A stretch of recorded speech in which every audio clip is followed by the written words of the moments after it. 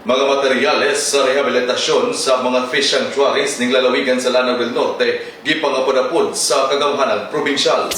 Aron mapadayon ang pagprotektar sa mga bahiya ning dapit sa kadagatan sa Lanao del Norte, ang kagamahanang probinsyal ning lalawigan pinaagi sa buhatan sa Provincial Agriculture nagpaygayon og pagpangapod-apod sa mga materyales alang sa rehabilitasyon sa fish sanctuary sa Barangay Lapinig, Kapatagan, Lanao del Norte, Mayo 13, 2026.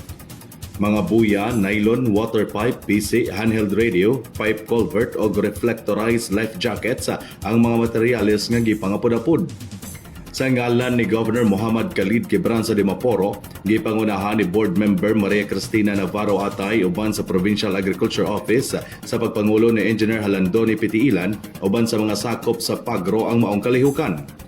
Kini nga programa gisugdan ni kanhi Governor karon Congresswoman Imelda Angging Quebranza de Maporo o gipadayon karon ni Governor Muhammad Khalid de Maporo alang sa pagsuporta sa pagpreserba sa atong bahiya ingon man sa malungtarong pagdumala sa kinaiyahan.